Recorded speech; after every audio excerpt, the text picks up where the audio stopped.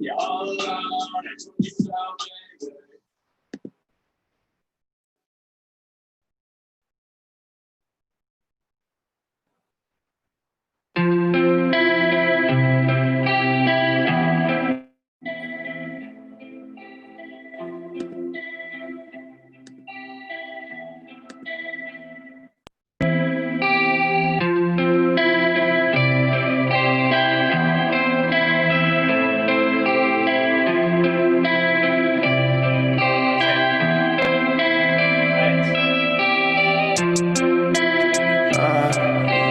Wait a little bit.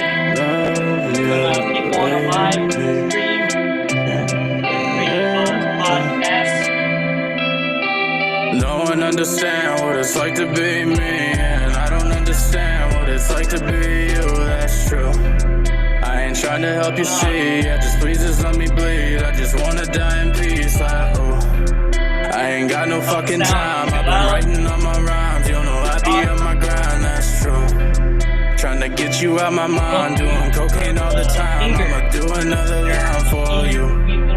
My ship's been sinking, oh so slowly. I can't believe I'm meant to drown. It's alright, gotta tell myself it's alright. Start to realize the fact that no one really knows me. It's okay, so I'll tell a sad story of how she broke my heart and I lost all my homies. But that's just how it be, yeah, it's getting on debris, letting down my family, oh no. I've been feeling so lost, gotta fade like a cross. Think my luck gonna be the cost for you. My ship's been sinking, oh so slowly. I can't believe I'm meant to drown.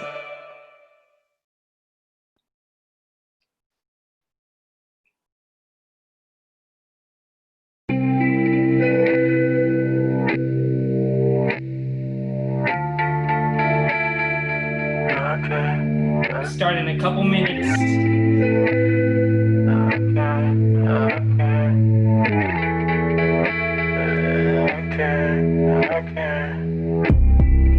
Losing track of time, I need a watch, please. Future glasses on my vision so blurry. Depression in the air, so I can't breathe. Don't mean to let you down, but I guess that's me. I've been thinking about this for a while now, looking for a smile that I go the extra mile for. What you crying for? My body on the tile floor. I know my family love me and they know I'm such an asshole. I can't tell. No, I can't tell. Yeah, I can't tell. So I can't. Losing track of time, I need a watch, please. Future glasses on my vision so blurry. Depression in the air, so I can't breathe. Don't mean to let you down, but I guess that's Start in a couple minutes. I've been thinking about this for a while now, looking for a smile that I go the extra mile for. What you crying for? My body on the tile floor. Tell my brother Kyle that I love him this goodbye. I don't know if I got your name right, Michelle. Rigore. Pager Dr. Kelly, room 336. Pager Dr. Kelly. I didn't mean to take so many. I'm sorry. Tell them I love them. Looking to escape now. Pop 2 pills and I take them just to hold me. I don't really know how I got to this point where I'm really trying to hold it. Maybe it's cause I lost all my homies, looking for their friend but they looking for the old me. Maybe it's all the shit that she sold me, that is true love, call her names in the oak tree. Okay, dreaming with Snow White. I'm sleeping, yeah, the light's been shrinking. It's alright, cause I'm peeking, yeah. Gone off the deep end, party all night for the last 7 weekends. I don't wanna die, but I feel death creeping. Singing about my life till my heart stops beating. I guess it's time to check out. Pop 6 pills and I take them just to OD. Sealing up my fate now. Maybe when I die, then they'll really get to know me. Say goodbye to my bros, please. Look up in the sky when you're feeling kinda lonely. When the stars are right, you'll be looking at the old me. Everything's alright, just know that I've been cocaine dreaming with Snow White. I'm sleeping, yeah, the light's been shrinking. It's alright, cause I'm peeking, yeah. Going out the deep end, party all night for the last 7 weekends. I don't wanna die, but I feel death creeping. Singing about my life till my heart stops beating. That's probably a good time. All right. Cool. Thanks everybody for coming by. This is a Creative Buzz podcast, a glimpse into the local arts hive mind. We cover San Diego arts and culture every Wednesday at 7 p.m. My name is Johnny Tran, co-owner of Thumbprint Gallery, our sponsor. And today we are going to be going over some things.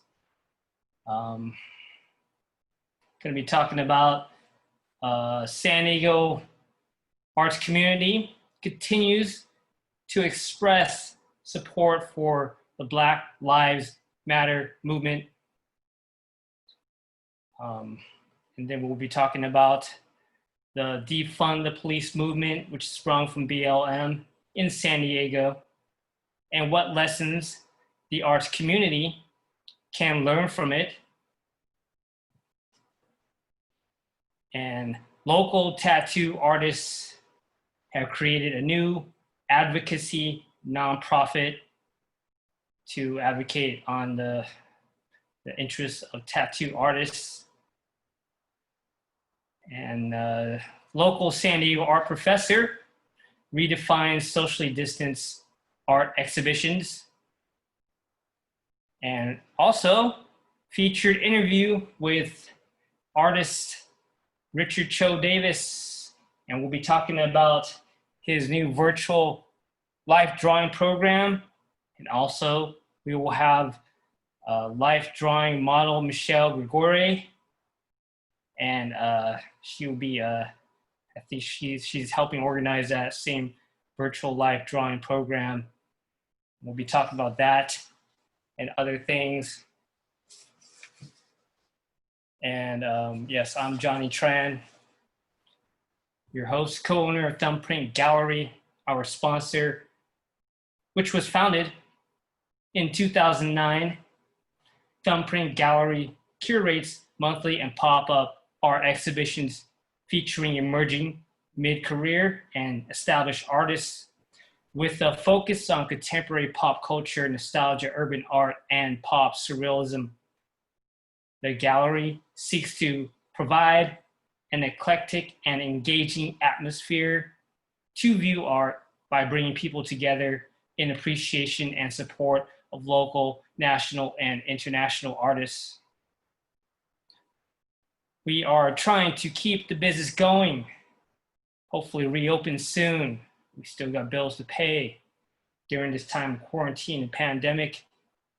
Any donation will help us help support the arts. Make a donation of any amount to our PayPal. Info at thumbprintgallery.com. Venmo is at Thumbprint Gallery. Check out our current online art exhibition titled The Complexity of Light, a solo art show by Carlo Miranda.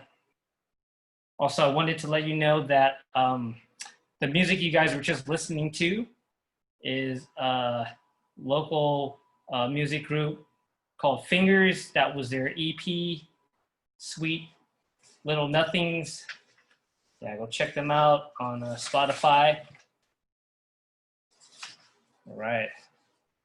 Like I said, we do this every Wednesday Get situated here.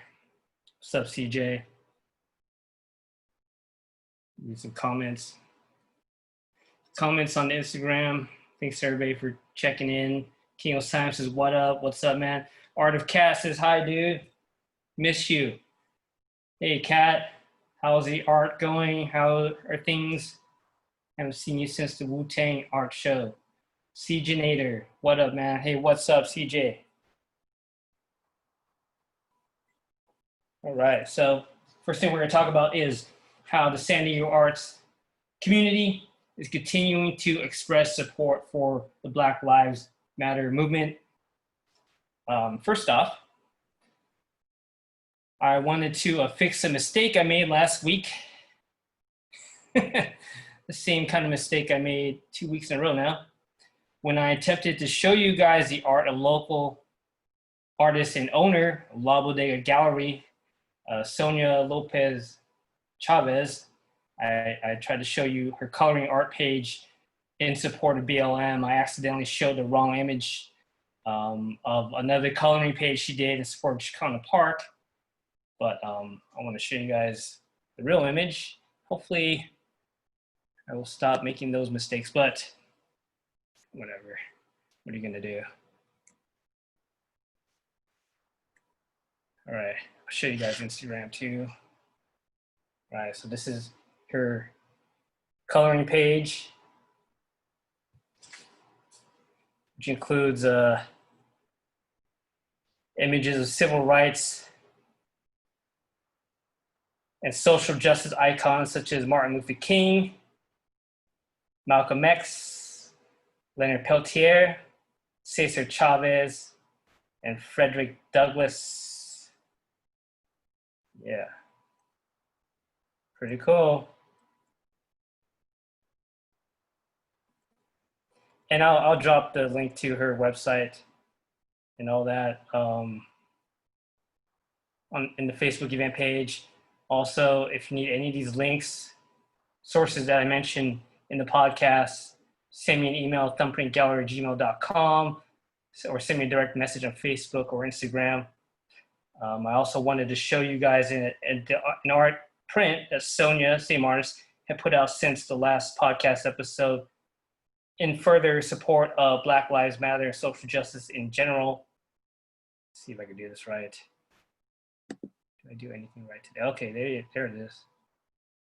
So this is in support of social justice in general, but yeah, man, pretty cool. Sonia Lopez Chavez, owner of Thumbprint, owner of La Bodega Galleries.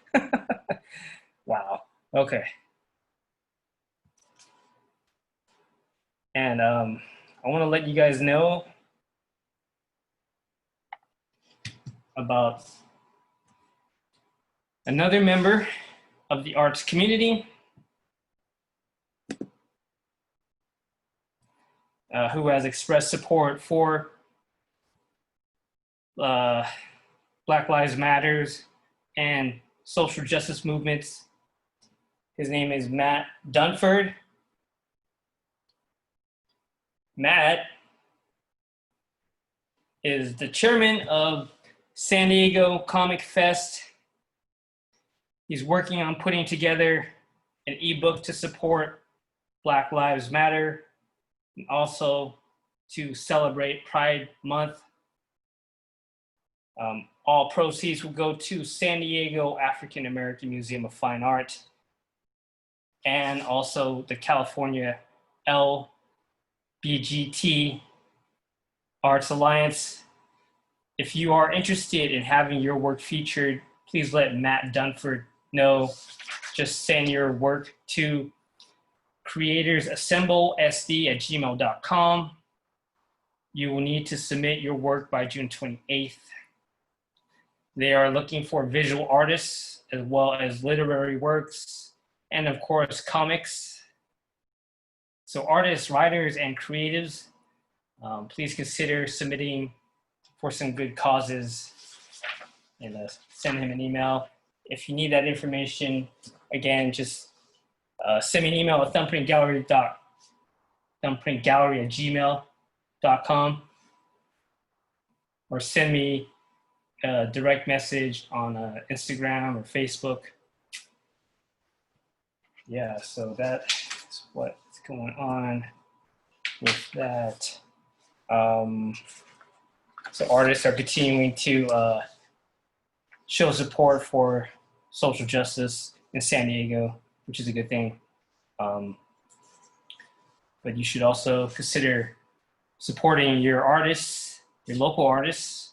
One artist you should consider supporting is Ginger Lou. She's teaching an art class, actually. It's a mixed media collage art class for all levels on Saturday, June 20th, 10 a.m. to noon.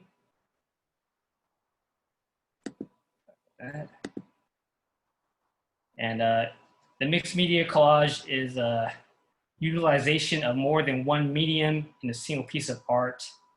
It may include paint, glitter, crayons, fabric, magazines, book images, quotes, etc., found objects. What you'll learn in the class, you will learn tips and techniques for using an array of artistic mediums combined into one art piece. Mixed media collage is a great way to express conscious and unconscious thoughts and emotions not easily conveyed in words in an intuitive manner. By combining components and including items of significance to you, art can be made that is truly a reflection of who you are and what you are feeling. So Saturday, June 20th, 10 a.m. to noon, mixed media collage for all levels. Again, I'll drop that in the Facebook event page. And all links that I talk about.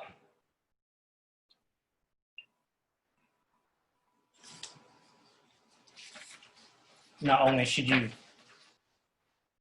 support your local artists, you should consider supporting your local art gallery. One gallery you should consider supporting is the sponsor of this podcast, Thumbprint Gallery. Help us continue to help support the arts.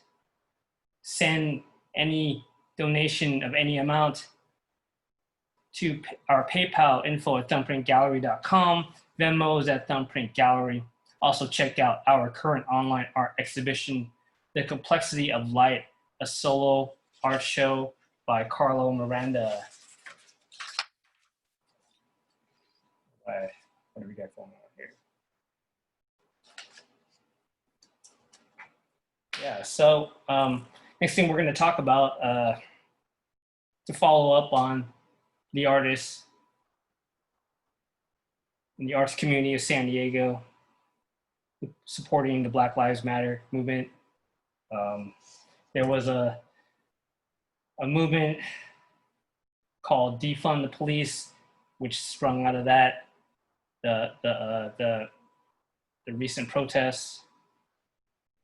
And we're going to talk about what the arts community can learn from that. In San Diego, there was a recent populist uprising which sprang from the recent protests against police brutality perpetrated on the Black community. Advocates led a push to pressure the San Diego City Council to eliminate the proposed budget increase for the local police and shift those funds to other services which help to benefit the community. Although the advocacy eventually failed in forcing the city council to reject the proposed budget increases for police, the episode does present some valuable lessons which can be applied to advocating for more arts funding on a local level. We will be going over those essential lessons today. First, I want to go over the storyline of what happened with the local defund the police movement. What I want you to notice is how public pressure affects the actions and rhetoric of local politicians.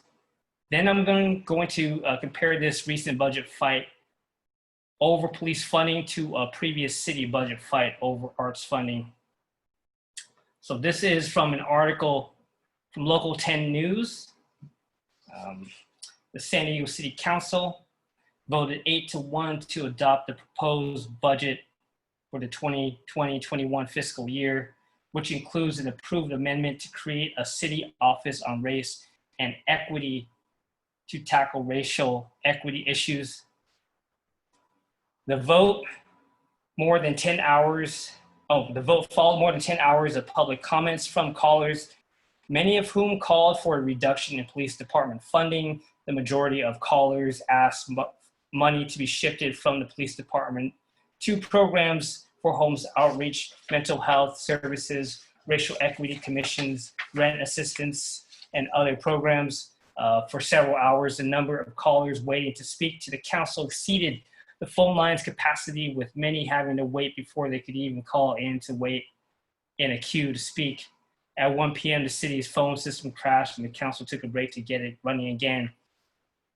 The mayor's proposed budget would increase the police budget by $566 million, which makes up about 1/3 of the city's general fund budget.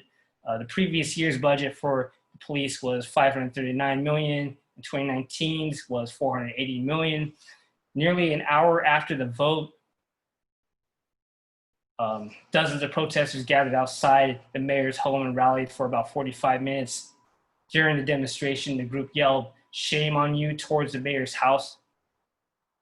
Police arrived to help break up the gathering, and as the group left, they honked at officers. One of the protesters was seen holding a sign out of a car window that read "Defund the Police." I happened to have listened to the city council meeting live as it was happening. The actual vote didn't happen until I think around 9 or 10 or something, really late, because there were so many people calling to pressure the city council to shift funds away from the police. After the vote to reject the people's will, people were pretty angry and they continued calling in to voice their anger. I don't think the meeting ended until like 10 or 11 or something like that. However, despite the activists losing on this one particular issue regarding police funding, the unprecedented amount of populist energy and focus on local government officials has forced positive gains for the movement towards police accountability. One of those positive gains is the establishment of the Office of Race and Equity in San Diego, which will advocate to create city policies that provide a more equal society here in San Diego. And I want to show you guys a little clip from the news explaining how this came about. All right, try this.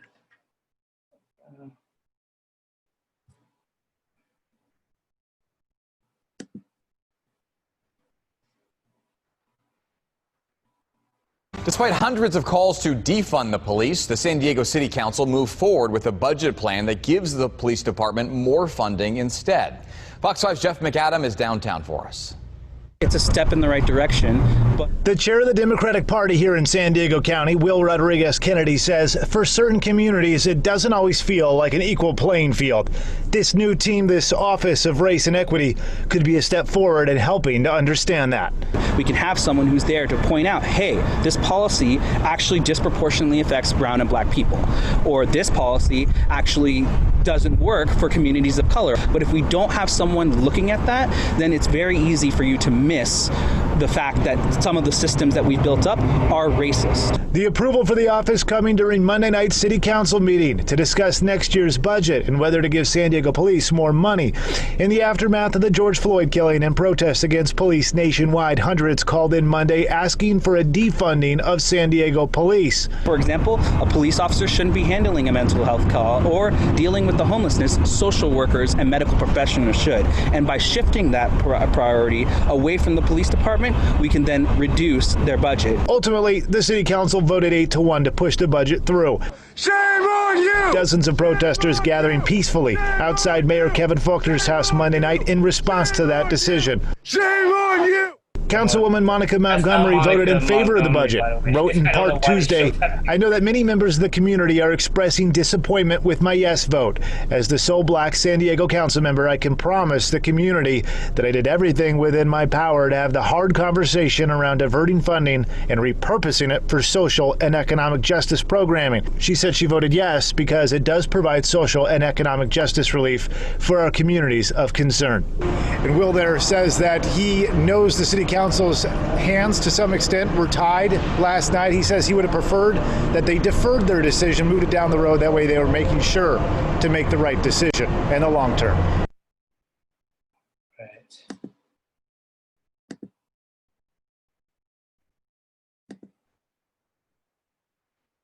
All right. So, as you can see,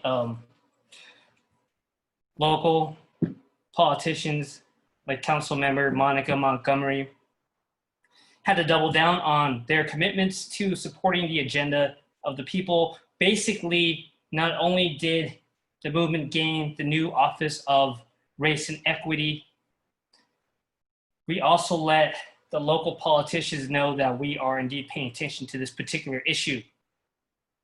Also, there is now talk of creating a new independent police review board with the power to subpoena, which Councilmember Monica Montgomery had been proposing for a while. The local police union had been fighting against this policy proposal for almost 2 years now. I think it's 2 years. It was all but dead in the water until the protests against police brutality erupted nationwide and locally. Basically, the public outrage on police brutality forced their hand. So right there, you can see that direct populist action resulted in some actual policy changing in the Independent Police Review Board. It is expected to be on the upcoming ballot in November. This policy was absolutely not on the table before the protests, but the pressure from the public forced the hand of the police unions and local elected officials.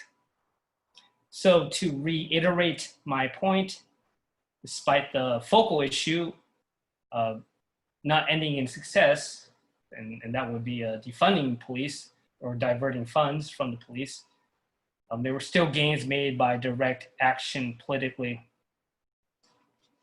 Now, you're probably wondering what the hell this has to do with the arts.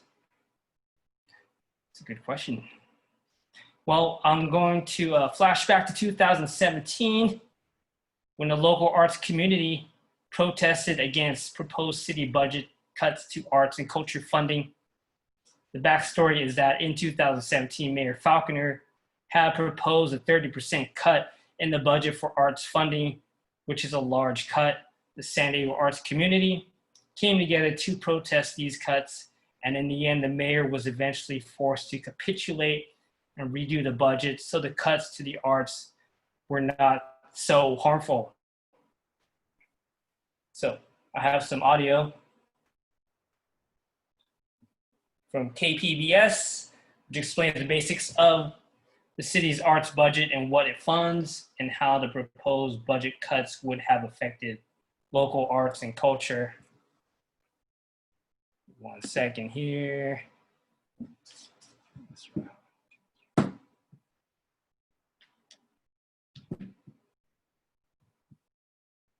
1 second.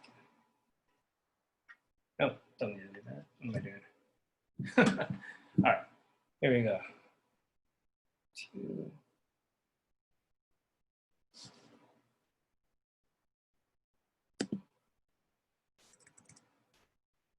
Our top story on Midday Edition. The San Diego City Council Monday got their first chance to comment on Mayor Kevin Faulconer's proposed budget. And the big cuts to arts programs did not go over very well. The mayor's $3.6 billion budget for fiscal year 2018 reflects a projected $47 million shortfall. That's due to rising city worker pension costs. Mayor Faulconer's plan preserves or even increases funding to public safety and infrastructure repair, but it slashes city arts budgets. Joining me is KPBS Metro reporter Andrew Bowen. Andrew, welcome to the show. Hi, thanks, Maureen. How much of a hit are city arts programs taking in this budget proposal? It's a decrease of about 31%, so almost a third of what the arts funding for this current fiscal year was. So just to kind of give our listeners an idea of what the city actually gives to arts, the city has a department called the Commission for Arts and Culture. It has 8 full-time employees, and they are advised by a 15-member volunteer board that's appointed by the mayor. This budget proposal doesn't include any reductions in staff, so primarily the cuts are to grants that go to nonprofit organizations. The city gives funding for organizational support so that these nonprofit artistic organizations can actually stay alive, and it also gives grants to special events, things like festivals or parades that celebrate arts and culture. So that money to arts programs in the city to nonprofit organizations are taking a big hit. And what kinds of arts organizations depend on this money? Anything from ballet organizations to, cultural festivals. It's a large range of things that the city provides money to. And the proposed budget for this coming year for the commission is $10.4 million. That is above what the city funded in fiscal year 2015, so the 3 years prior to the upcoming fiscal year, but it's significantly less than what we funded this current year. This is especially rough because arts organizations had some money coming their way from the city's Penny for the Arts program. They thought they had that money scheduled for them. Where did that go? Tell us about that. Well, the Penny for the Arts program was approved by the city council in 2012, 4.5 years ago. And at the time, it was an acknowledgement that the arts had suffered severely under the Great Recession, and also an acknowledgement that investing in the arts is a financial decision for the city in order for San Diego to attract tourists, in order for San Diego to attract businesses that want to have employees live in a vibrant and, rich city.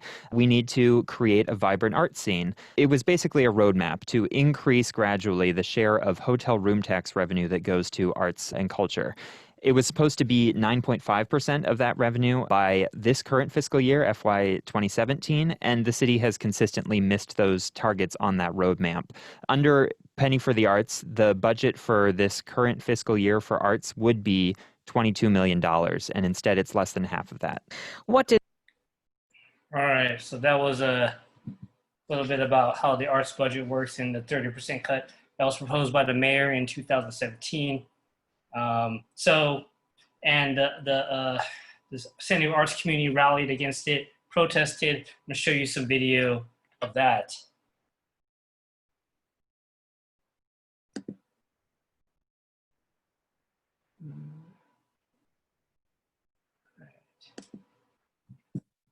City Council, please help these dreams move along.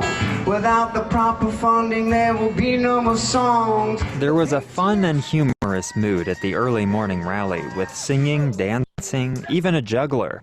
And the message was clear. The $4.7 million in cuts to arts and culture funding proposed by Mayor Kevin Faulconer are too severe. We're here standing up for the good people of San Diego to bring them a quality of life that matters. Ladies and gentlemen, let's make some noise. The arts matter. In 2012, the City Council passed a roadmap to gradually increase arts funding, which had been gutted during the Great Recession. But the city has consistently fallen short of its own goals. We all need to balance budgets. We do this all the time in our organizations. We understand the need to make the budget balanced, and we're certainly willing to work with the city on doing it. But a 30% cut, more than any other area of the budget, that seems a little unreasonable. After the rally ended, many attendees went up to the City Council chambers to speak on the proposed budget. And council members were receptive to their concerns. Councilman David Alvarez says the cuts to arts funding are devastating. They are nowhere near equitable to what's happening in our city. And while it is a bit difficult budget year, and I think you'll hear a lot of that, we can't use difficult times as an excuse not to invest in the things that we care about. The mayor is presenting a revised budget next week. The city council will then review that proposal as well. Of course, this $81 million budget deficit is not going away. So if funding for the arts is increased, or if the cuts don't come from the arts, they will have to come from another city department. Andrew Bowen, KPBS News. All right. So that was the protests against cuts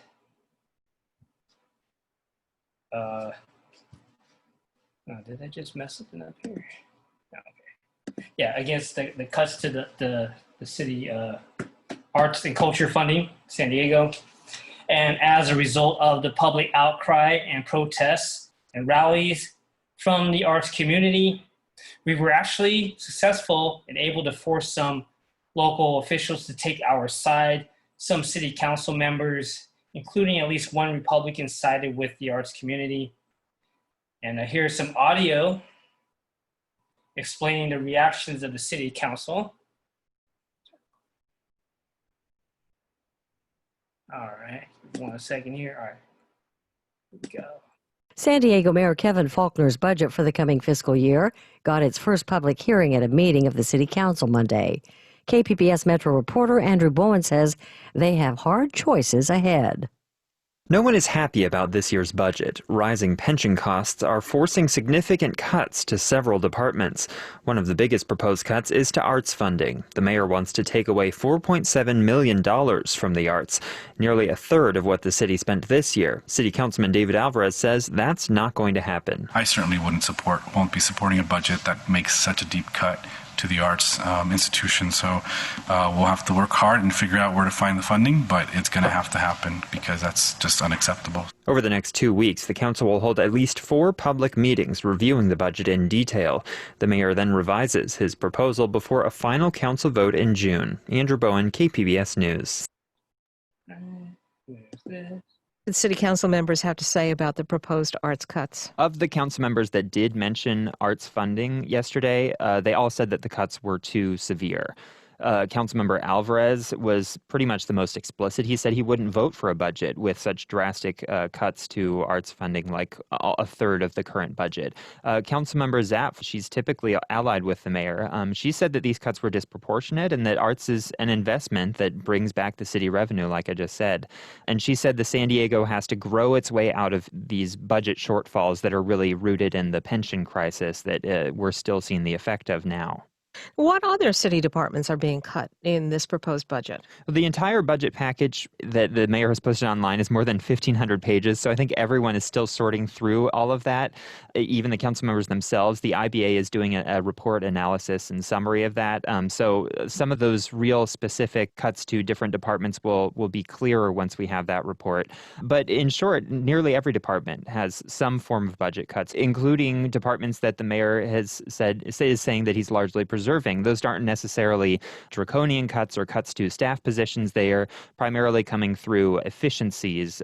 Police overtime is one area where the budget actually makes some reductions. There are some eliminated positions, but the mayor says that those are largely coming from positions that haven't even been filled. And this is an important note that I think people might be interested in. The city has a vacancy rate of about 8 to 10%. So we have budgeted positions for more than 11,000 employees, but the city is unable to fill those positions because of any number.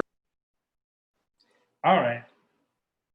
So as you can see, as a result of protests, rallies, public outcry, the mayor eventually capitulated and reworked the budget proposal to make the cuts to the arts not as harmful. This is from KPBS. In arts funding, the mayor restored more than half of $4.7 million, originally cut from the Commission on Arts and Culture, which provides financial support to groups around San Diego, including luminaries like the Old Globe, La Jolla Playhouse, and Balboa Park Museums. Okay, now again, this is 2017, just in case you guys forgot. Okay, it continues. Supporters of arts funding contend it is a high return on investment. With programs attracting tourists to the city, we always talk about that. Funding for the commission comes from hotel room taxes. We covered that in previous episodes of this podcast. The arts reduction was the largest in a proposed budget, squeezed by a large increase in the city's required contribution to the employee pension system, a result of retirees living longer and a weak investment performance. Essentially, direct action, political direct action works. That is what we can learn from that story, and also the Black Lives Movement and the defund the police attempt in San Diego.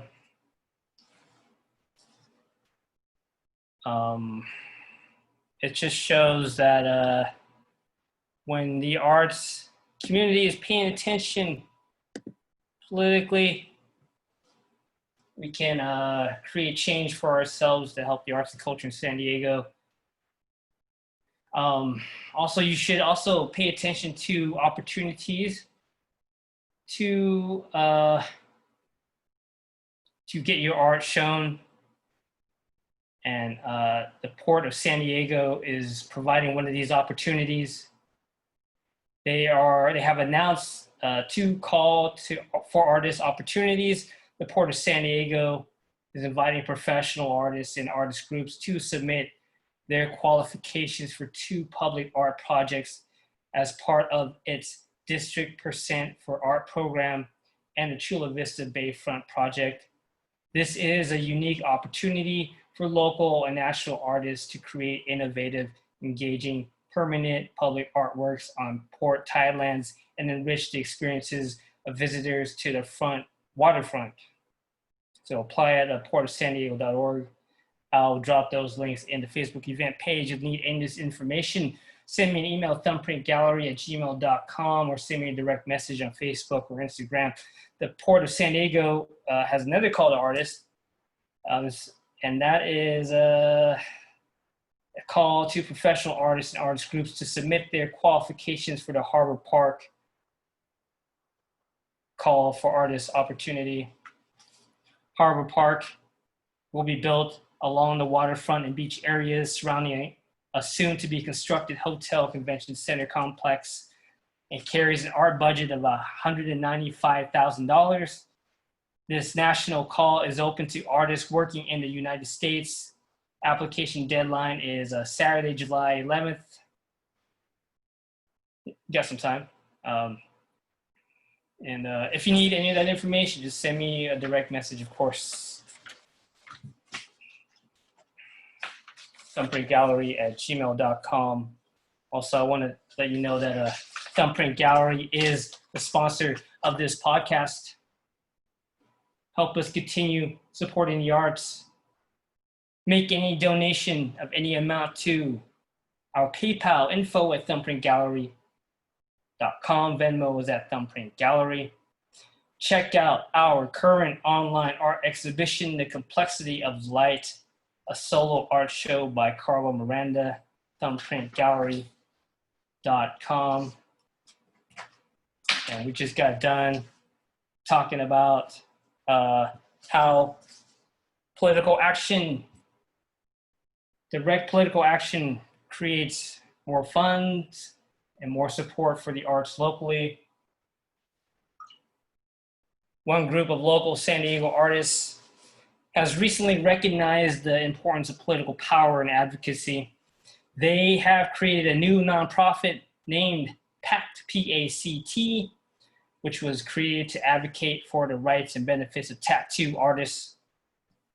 The group seems to have created in response to the recent AB 5 state law, as well as the pandemic shutdown, which has hurt the ability of tattoo artists to earn a living through their craft.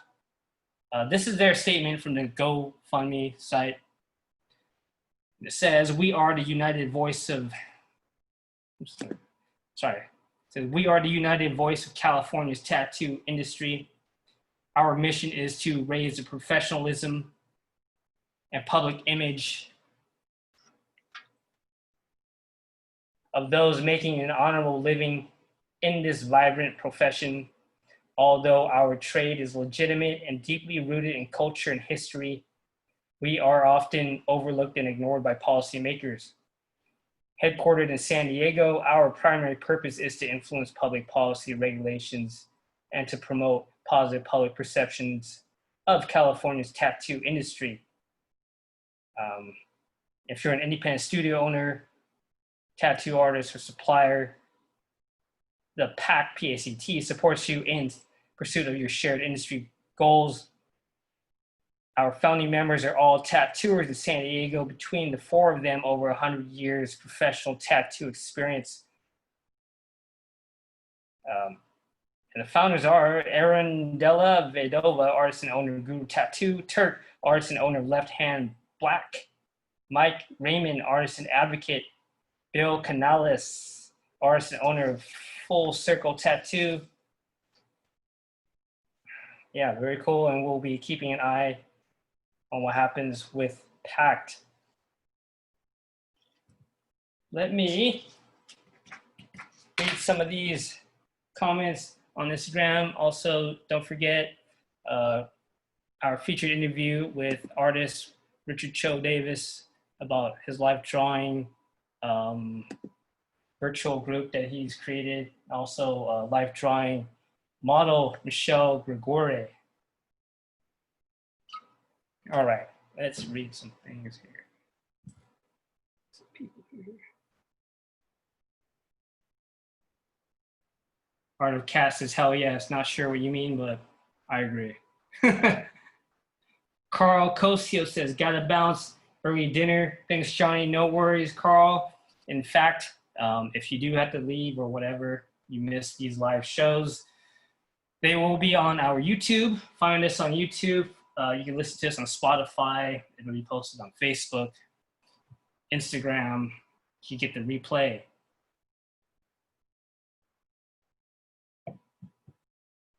All right. Yeah.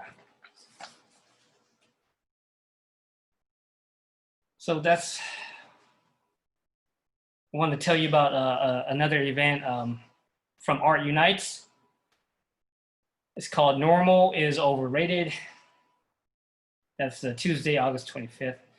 Our current economic and socio-political environment necessitates a deeper look at our perception of normal. What is normal? And does this normal support our health, happiness, and highest purpose? Join us Tuesday, August 25th, as we ditch unhealthy dominant culture prescriptions for normalcy, which often lead to depression, anxiety, and discontent, and learn life-changing tools for healthy, happy, and purpose-driven living from two San Diego artists, entrepreneurs, and extraordinary thinkers, Edmund Massey and Corey Catt. That's from Art Unites, Tuesday, August 25th. Put that on your calendar. And also check out thumbprintgallery.com for our current online art exhibition, The Complexity of Light, solo art show by Carlo Miranda. Consider making a donation of any amount to our PayPal info at thumbprintgallery.com. Venmo is at Thumbprint Gallery. I want to let you guys know about a local San Diego art professor. And she has redefined socially distanced art exhibitions. Her name is Kara Lane.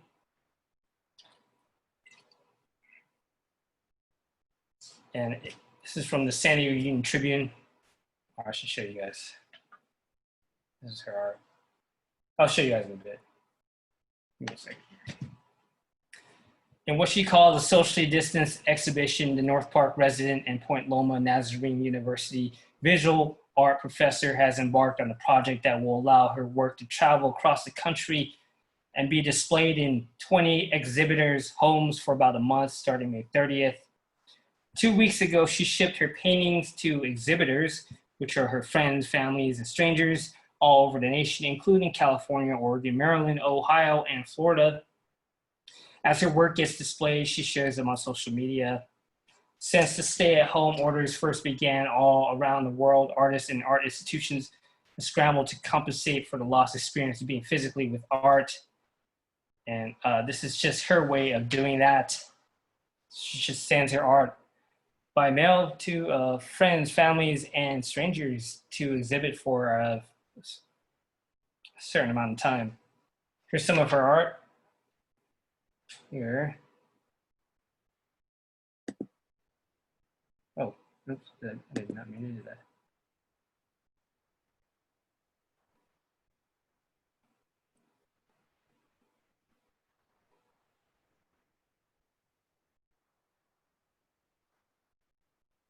So right after this, we're going to take a little break, and we are going to talk to Richard Chau-Davis about his life drawing group and life drawing model, Michelle Grigore, who was also organizing.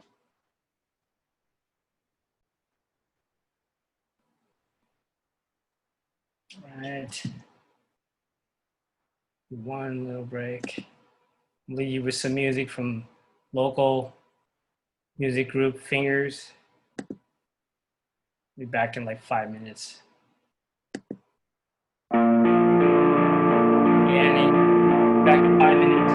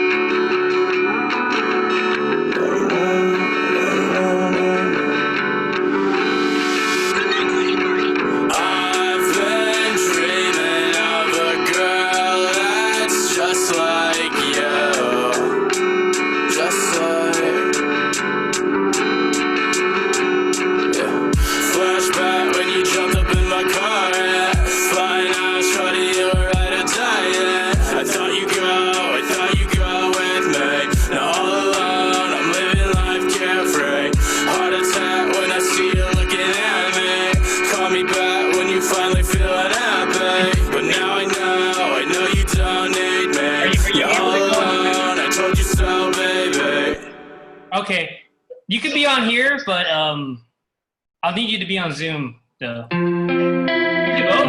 Try both.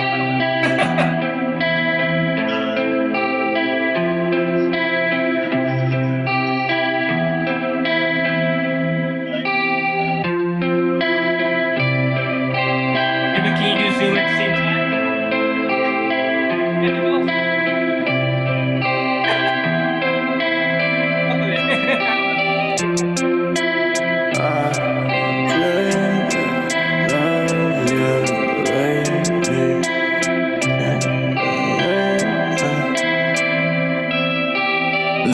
understand what it's like to be me, and I don't understand what it's like to be you, that's true.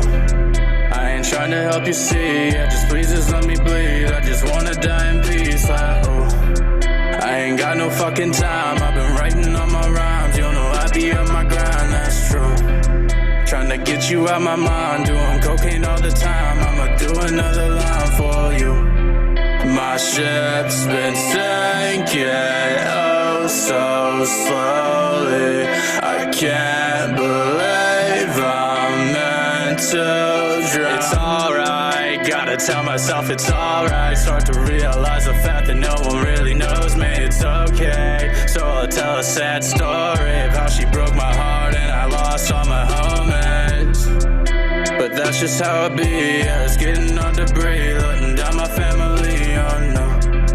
I've been feeling so lost, gotta fade like a cross. Think my life gonna be the cost for you. My ship's been sinking, oh so slowly.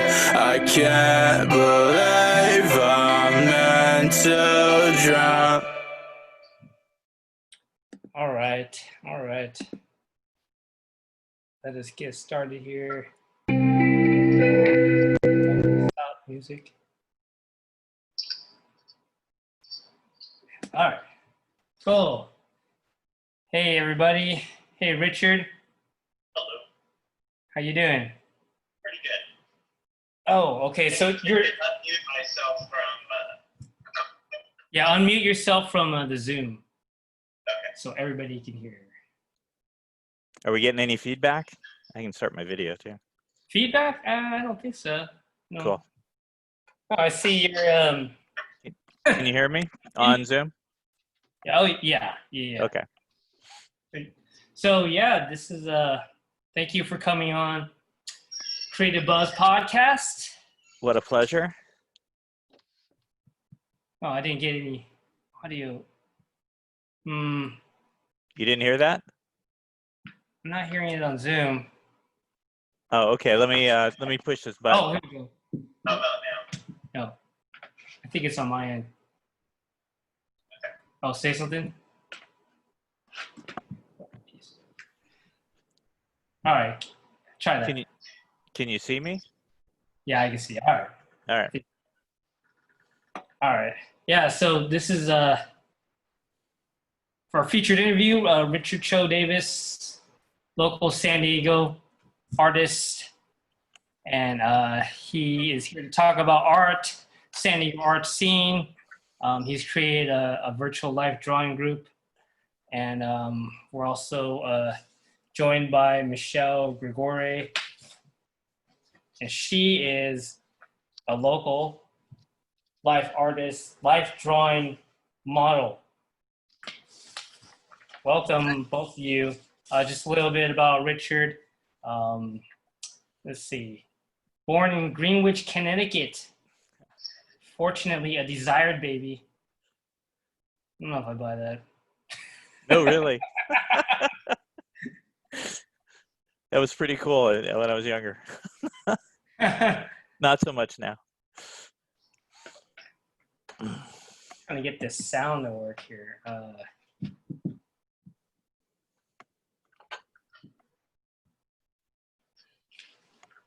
And let's see. I'm currently living in San Diego, graduated with a BA in painting and drawing from UCSB's College of Creative Studies, graduate program with an undergraduate degree. Currently in private collections, 3 one-person shows at SDAI, numerous group shows in places like Garage Gallery, Lori Lipsom's Vacancy series, No Tell Motel, yeah, Patreon, RBCDART. Cool. Welcome, Richard. And Michelle, maybe you could tell us a little bit about yourself? Oh, hold on. Now we're getting no audio from this. I'm from San Diego. Yeah. Can you hear? I can hear you. Can you hear me? Yeah. Sorry, it's the audio cord thing. Pretty lame. But So yeah, tell us a little bit about you. When did you start? Just a little quick. How did you get into life drawing, modeling? Oh, well, first of all, last Okay. name is Gregoire. Mhm. Michelle Gregoire. Gregoire. Nice. Got it. Sorry about that. Oh, it's okay. It's okay. Everyone says it wrong. I'm born and raised in San Diego, and I first started modeling in 2003. Mm-hmm. I had taken a figure drawing class at Grossmont College, and I loved it, and I wanted to know what it was like on the other side of the canvas. Nice. So I did it. Well, Nice. I stumbled on an art model walking around. I'd gone to a local coffee shop and got me in touch with one of the booking agents in town, and Nice. the rest is history. Excellent. So you are I'll be right back on Instagram. Sorry. Son of a bitch. Sorry, guys. Give me 1 second. I totally forgot about that. They cut you off on Instagram after a while. They got to restart the feed here. A little bit unorganized today. Oh, here we go.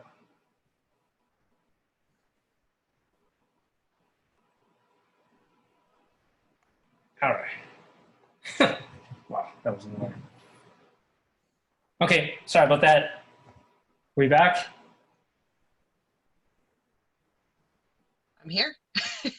You all seem here. Yeah, okay, you're here. Okay, yeah, so Richard, I wanted to go back to you real fast. Okay. You're a local artist.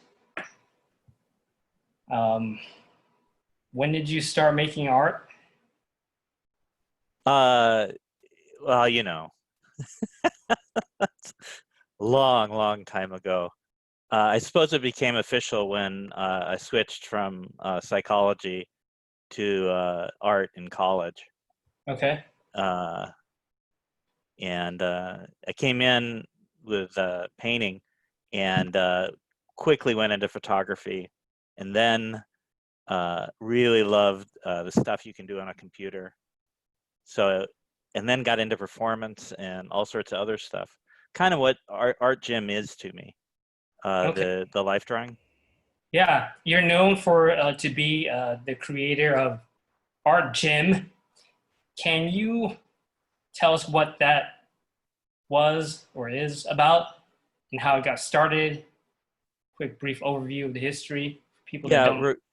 Roberta Kuntz and I were looking for another job, and we fantasized about what our ideal job would be, and that would be to run a gym where people after work or whatever just came and worked and did their art for a couple hours and then could leave and go home.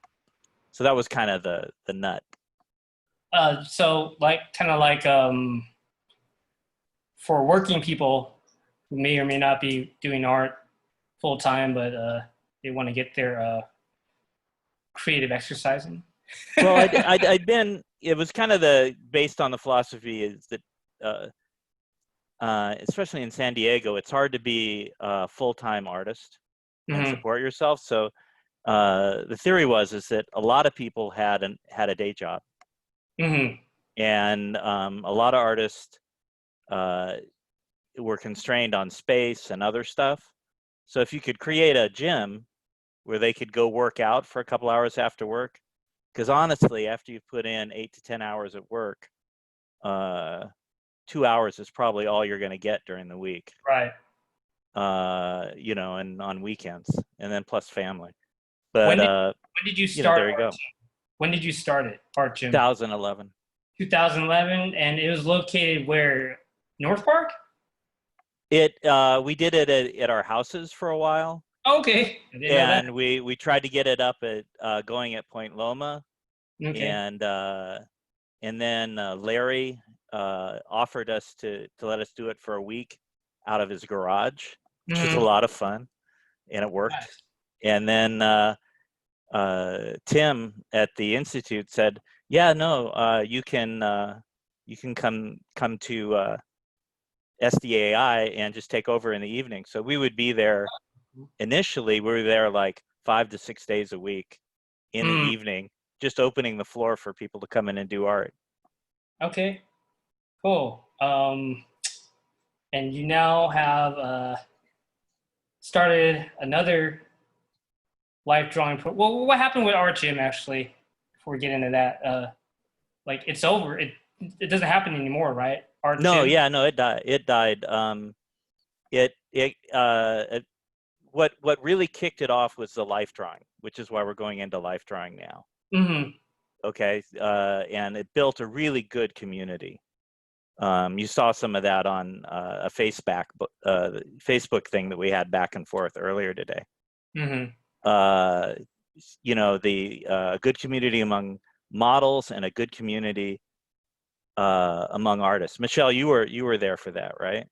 Yeah, I got to participate a couple times as a model at Art Gym. It was a lot of fun at SDAI.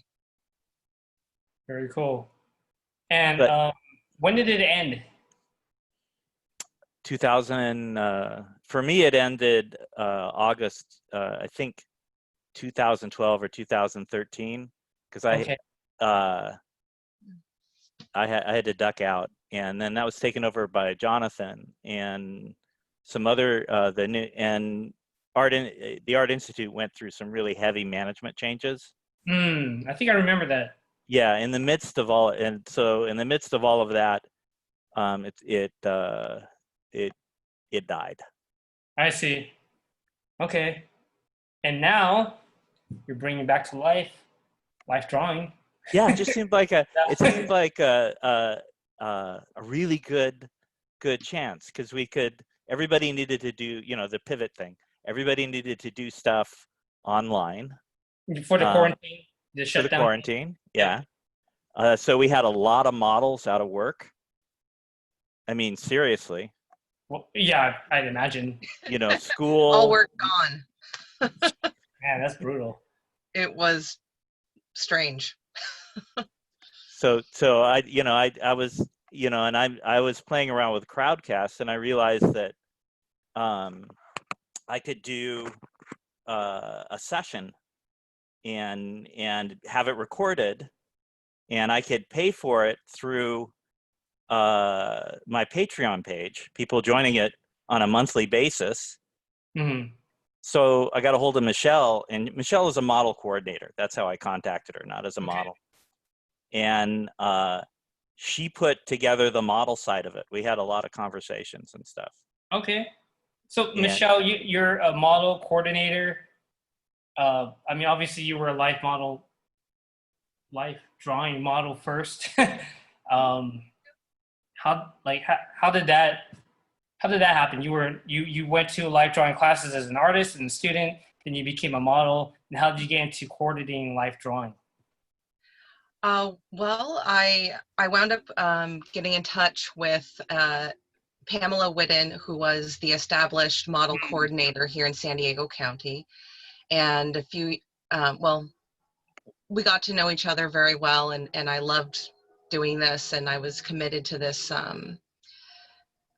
community, and so she took me on and mentored me to be able to take over the coordinating business, in particular because she was ill, and someone needed to take over at some point. And a few years ago, she passed away.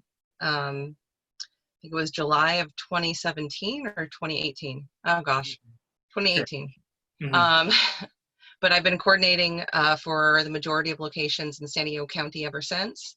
It's kind of interesting, the network that there is of models, of locations where they offer life drawing classes, and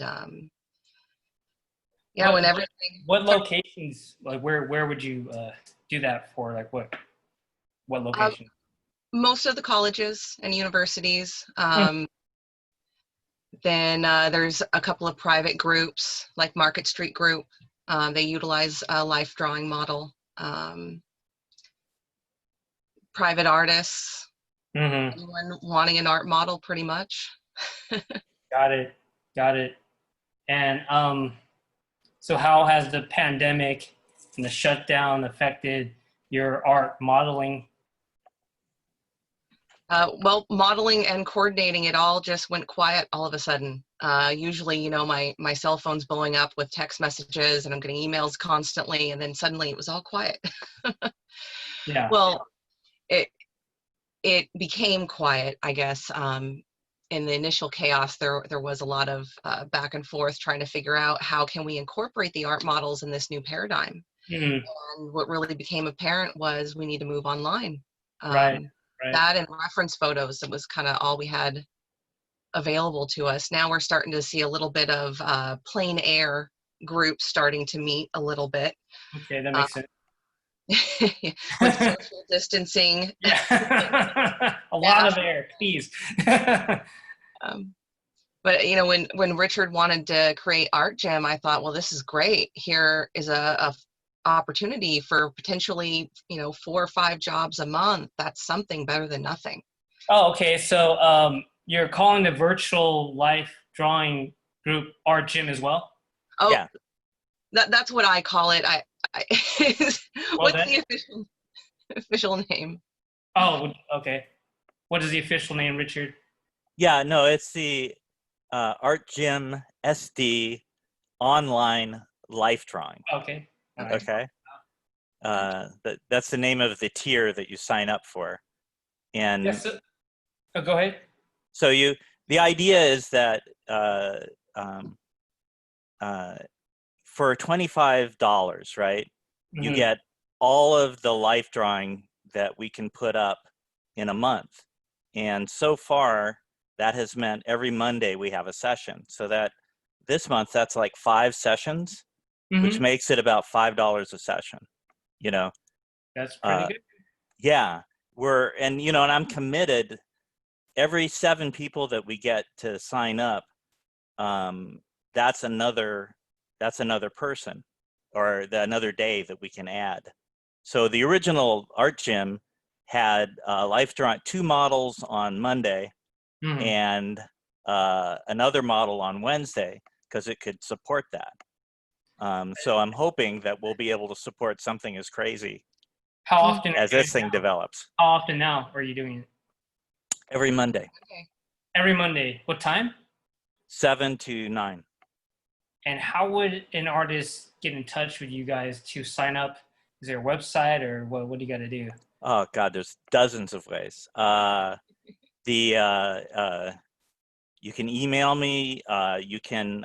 There's a Art Gym SD Facebook page with an event page where it has all of the sessions laid out as events, and you can just click on there. And when you go to the event on Crowdcast, if you're not already signed up, it will take you over to my Anne Maria's Patreon page, where you can sign up at the $25 level. Okay. And then you go back, and any session that month you can get into. Nice, like a membership. Yeah. Plus, you get all the old recordings. That was the other thing. Oh, that's very cool. Yeah, each session is recorded. That's pretty good. So yeah, so we've got recordings now back to April. Oh wow! I want to give a shout out to Stu. He has been volunteering every Monday to do his Fun, Fast, and Furious. The first Monday of the month. Yeah. Okay. So that helped us, because we're not the number. We're up to 20 people right now have signed up. 20 members. 20 members. Yeah. We need to get it up to 28. And you have a new artist every week? A new model? Yes, a new model. Yeah. Yeah. No, and they're going in under the understanding that it's their gig, right? I don't even appear on screen. They control what they're going to pose, what they're going to wear. So we have we have costume models, nude models, somewhere in between, or both, and each has their own idea. Michelle should talk about it, because she. Okay. Yeah. Yes, please.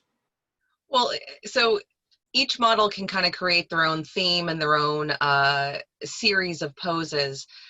So far, it's been predominantly shorter poses with some 20-minute poses towards the end. This last week, we just had a model pose for a longer pose.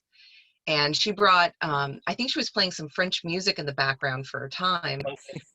She had based the thing on a movie that she had seen, and she had this great hat with, you know, these ties, made some great shapes. And then on another day, we had a model posing in kind of a clown sort of costume, and she had pins, juggling pins, and she was posing with those, and she posed upside down. And then later on, she was posing nude for the longer poses, and just it's a mixed bag. You know, one of the artists I was talking with yesterday, she was saying it's kind of funky because you don't really know what's going to happen. You know, it's in a different person's home each time. Oh, yeah. That makes sense. That's fun. Everything's different, and it's like, what are you going to get? What kind of equipment does the model need to have to be one of them, you know, participate virtually? I'm sure this is all kind of new for everybody. Richard, I think you should speak to that one. Oh, okay. Boy, we're learning. We're really learning. Obviously, you need a camera. Yeah, no, you need a lot of models are doing it off of their laptops. Is the camera or their iPad? Yep. And you know, I can give recommendations and stuff, but it's basically that. And then you know, they're using home lights, and right now all of them are taking me up on my. You know, we can check in early or a week before and see what it's going to look like. So they do. Most of them have done that and then sort of crafted from there. Okay. A little test run, I mean. Yeah.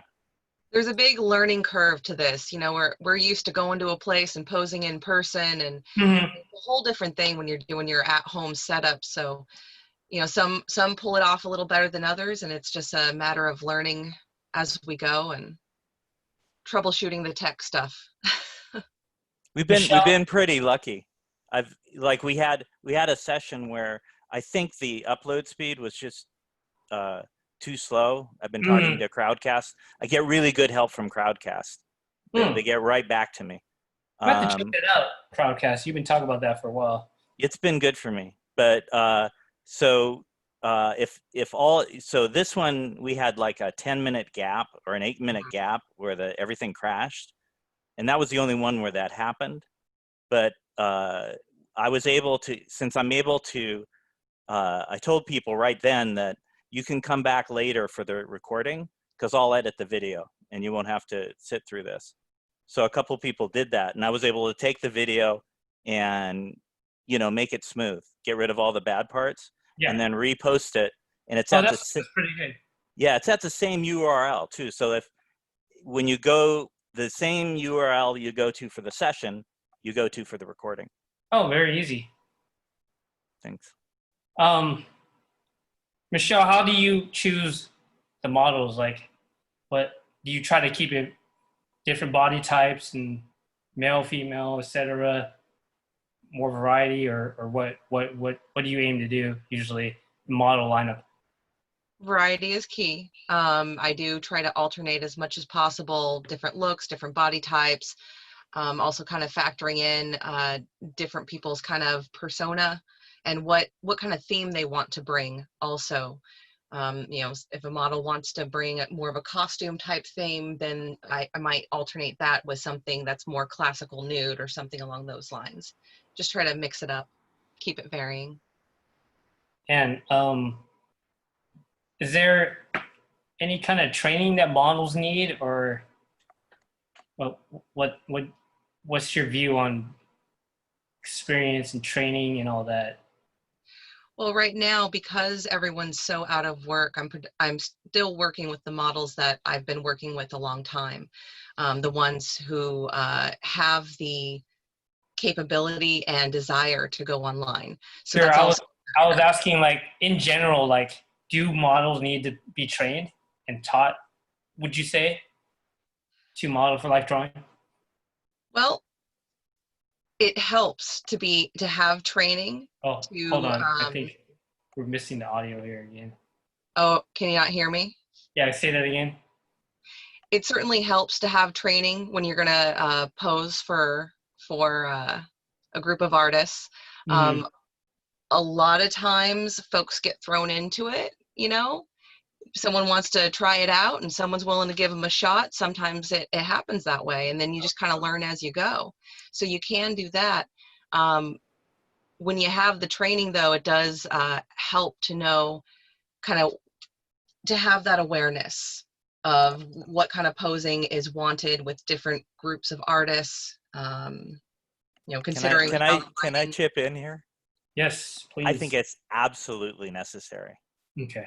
Okay, and this comes from my experience 8 years ago in the art gym. Seeing professional models and what they can do with poses and how it works out. That if you can get a professional, it just, everything goes so much better. So for a program like this, you know, that's one reason I went to Michelle, is I knew that she would be able to get me professional models, people that knew what they were doing. Right on. Right Sorry, on. Michelle, I had to. No, you speak truth, definitely. What you get to see as an artist, definitely, if the model knows what they're doing, that makes it that much better. Yeah. Yeah. Are you still an artist, Michelle? I am still, I was doodling earlier. Not very good, but yeah, I'm over here doodling. Nice. I'm both actually sides of the canvas, or both sides of the drawing pad. Yeah. Well, I'm using this time of having a little more time to myself to do what I love and have gotten away from, and that's creating art. Yeah. You know? Yeah. I mean, the quarantine will do that to you. Hey, Richard, I wanted to ask you about being an artist and being in quarantine. How has that affected your art practice, if at all? I mean, has it changed? I'm so freaking busy. What was that? You know, yeah. Oh, yeah. Because, you know, not only I am a full-time artist, but not only that, but you know, the family can't go anywhere, so I am home, and generally that puts me in my studio. And you know, I have this thing that I'm doing with Michelle for the life drawing, which is great. And then, you know, there's a bunch of other stuff. Okay. Richard, how would you? Really great about keeping in touch with folks, making it easy for them to join into Art Gym. Okay, nice. Richard, you mentioned your family. You have a daughter who's an active artist, also a wife who's an active artist. You've all shown with us at various pop-up art exhibitions at Thumbprint Gallery. What is it like being a family of artists? Do you find it helpful, inspiring, annoying? Okay, so on the plus side, everybody I'm sorry. gives. This audio is giving me problems here. Oh, sorry. Okay. Testing. Okay, can you try that again? Okay. The on the plus side, everybody is willing to. Okay, sorry. Go ahead. Everybody's willing to support the other person's art, right? Okay. On the negative side, or whatever, we were all fiercely independent.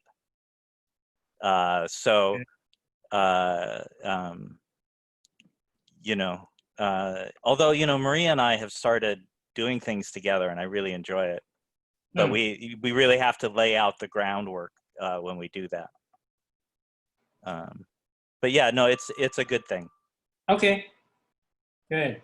Excellent. Good to hear. So on the screen, I have your art.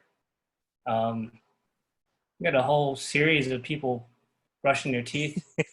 Interesting. This is a painting, and you did a good job on the hair. Thank you. It's pretty amazing. That's model Jaren. Yeah, that's Jaren. Somebody you know? And, Yeah, model, that's one I of our guess? models. Oh, one of the models. Yeah. Okay. Yeah, he's also one of the artists at this thing. Right on. Very cool. Yeah, you did a good job.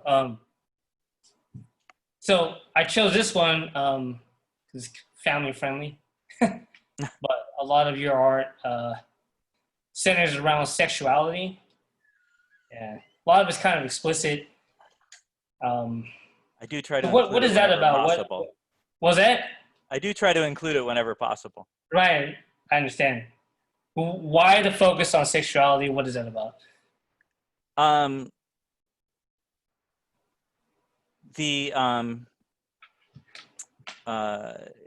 Sorry, I have a long history where, like out of college, I was developing some ideas and I was following people around and taking pictures and doing photography. And then as I, more and more, over the years, it got more sexual. And until it was pretty much just sexual.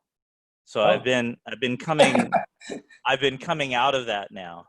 At the time that I was doing it, when I was talking to you about that 2-hour thing, I really had to, like I was working 10 hours in one place, and then I would have to have time for my work. And I pretty much only wanted to work on things that I was interested in. Sure. So that for the 2 hours. Yeah, for that 2 hours, then this. Yeah. Okay. Cool. So what do you think of it? Should I continue moving away from sexual or? I have no idea. I think you should just do what you feel. I wouldn't overthink it. I don't. Okay. That's my opinion. What the fuck do I know that?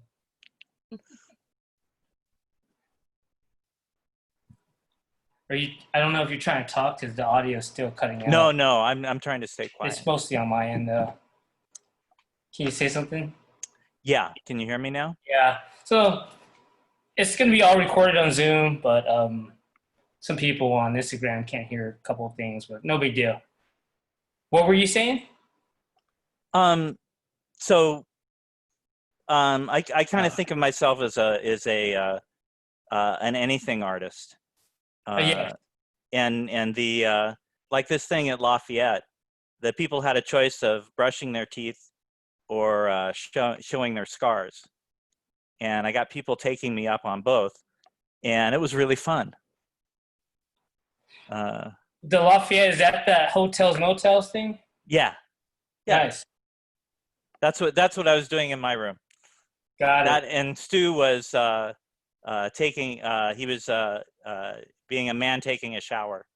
Yeah, and I remember that. Yeah, Fred Marinello was doing his toys. Yes. All right.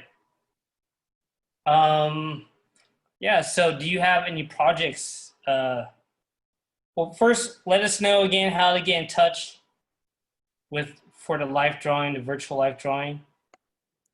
That Facebook page that I talked about, you can also go to my Patreon page, which is www.patreon.com/RBCDart. And there's a post that has everything on it. The easiest, I think, for this crowd is the Facebook page, and that's why I put it there. It has pictures of the models, that events page on the events for Art Gym SD, and it's that way. It's Art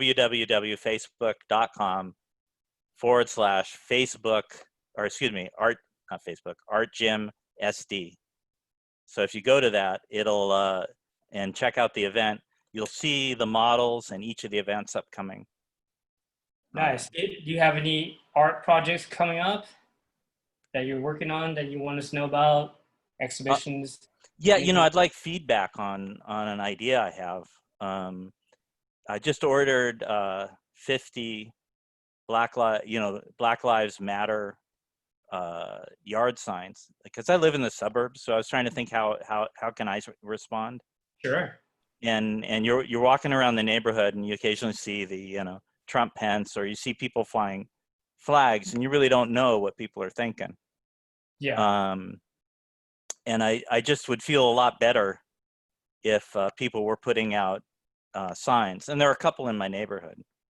And so what I did is I ordered these 18 by 24. It says Black Lives Matter, and then down below, say their names. I didn't list anybody though. And I'm trying to just really stick to canon on this. I don't want to get too far afield. Mm-hmm. So I was gonna take some chalkboard paint and paint underneath the say their names, mm-hmm. right? Because also here in the suburbs, there's a lot of chalk painting on the sidewalks with kids and stuff. Oh. And so then they could write, write some of the names. And I was thinking that, there's some people that, like the guy that got killed in El Cajon, and there's some local people that, Sure. Alongo. I would definitely put on mine. But I also kind of enjoy the option, where people can put, the names of Black people that have really made a difference. So just not the martyrs, but also the heroes. Black Lives Matter, say their name. Sure. George Washington Carver. Nice. Yeah. Some participatory art. Yeah, sort of, and then I could have it. I'm thinking of sitting on my out in front of my house and social distancing and stuff, and sort of having conversations with people as they go on it. Wow, that should be interesting. All right, that's brave. Well, not really. Most people like to talk. Did you say something? I think I lost audio again. Yeah, but if there's anybody that wants to advise me on this, oh, okay. If you've got, or if there's anybody that actually knows stuff and wants to sit with me and talk to people, mm-hmm. I would love that. Interesting. Cool. So Michelle, do you have any future projects you want to talk about or let us know about before we let you guys go? Future projects. Well, I guess the only thing right now is I failed to mention Pam had begun the San Diego Artist Models Guild. Pam, my model mom, who I inherited the coordinating from. Of course. So I have this entity, so to speak, or at least a name, and I'm kind of figuring out how to proceed. I mean, I'm coordinating, but there's a side of what Pam did, which was to serve the figure art community, to assist models if they, maybe need a little, you need mitigation between an artist and models, or to advocate for fair wages and that sort of thing. So I'm kind of trying to figure out how to proceed with all of this. And the only thing I'm doing right now is I'm accepting donations for the Models Fund, which is money earmarked to go directly to models. The reason that's the only thing I'm doing right now is because I don't,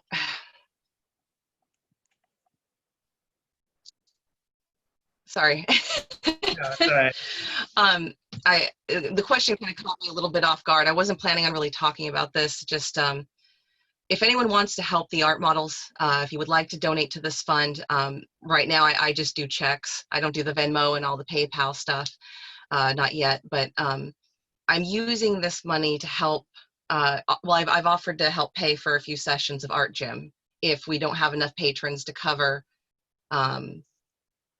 So that's what I'm using this money for. It's money that's going to go directly to models, and this is, you know, for work. So if anyone wants to help to donate to that fund, if you want to send to PO Box 711703, San Diego, California 92171, you can address your check to San Diego Artist Models Guild or SDAMG. If anyone has questions about that, you can email me at artmodelmuse@gmail.com.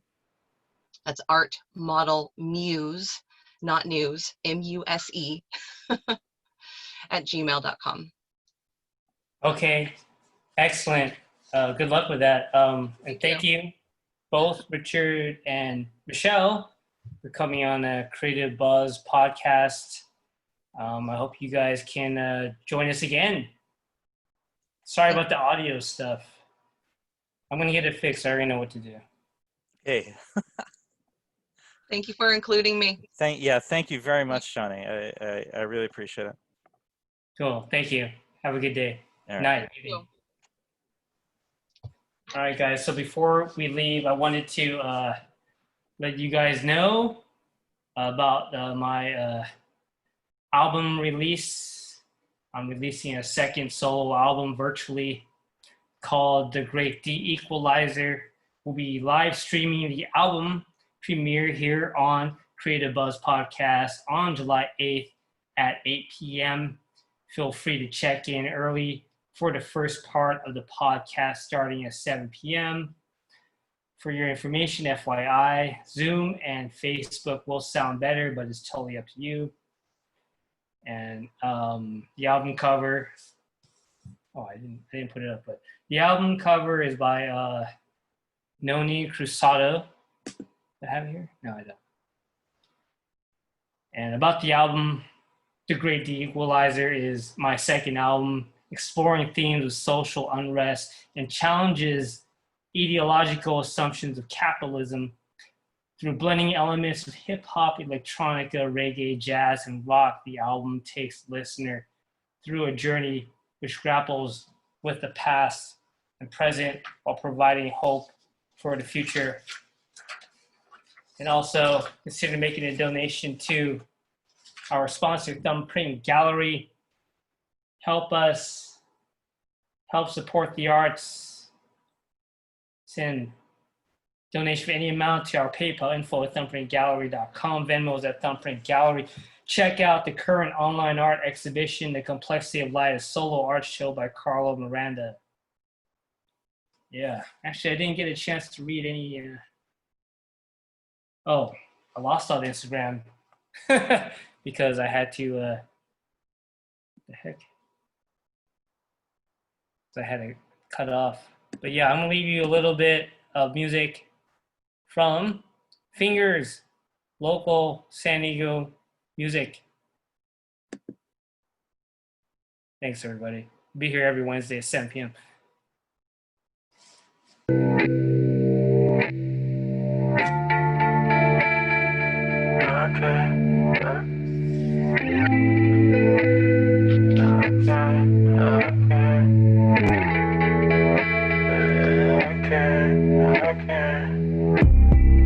Losing track of time, I need a watch, please.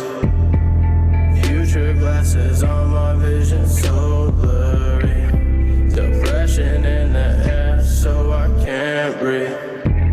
Don't mean to let you down, but I guess that's me. I've been thinking about this for a while now, looking for a smile that I go the extra mile for. What you crying for? My body on the tile floor. I know my family loves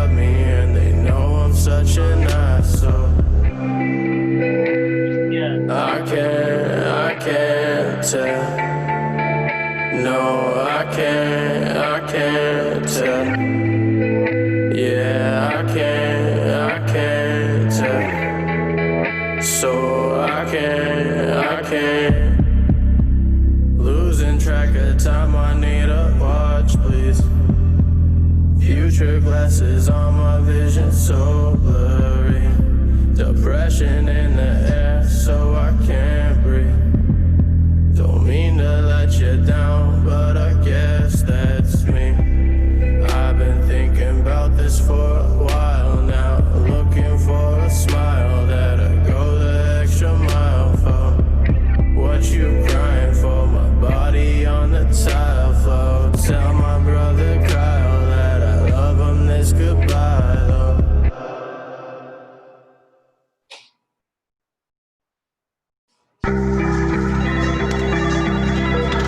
Pager Dr. Kelly, room 336. Pager Dr. Kelly. I didn't mean to take so many. I'm sorry. Tell them I love them. Looking to escape now. Pop 2 pills and I take them just to hold me. I don't really know how I got to this point where I'm really trying to hold it. Maybe it's cause I lost all my homies, looking for their friend, but they looking for the old me. Maybe it's all the shit that she sold me, that is true love, call our names in the oak tree. Cocaine dreaming with Snow White, I'm sleeping, yeah, the light's been shrinking, it's alright, cause I'm peeking, yeah. Gone off the deep end, party all night for the last 7 weekends. I don't wanna die, but I feel death creeping. Singing about my life till my heart stops beating. I guess it's time to check out. Pop 6 pills and I take them just to OD. Ceiling on my fate now. Maybe when I'll die, then they'll really get to know me. Say goodbye to my bros, please. Look up in the sky when you're feeling kinda lonely. When the stars are right, you'll be looking at the old me. Everything's alright, just know that I've been cocaine dreaming with Snow White. I'm sleeping, yeah, the light's been shrinking. It's alright, cause I'm peeking, yeah. Going off the deep end, party all night for the last 7 weekends. I don't wanna die, but I feel death creeping. Singing about my life till my heart stops beating.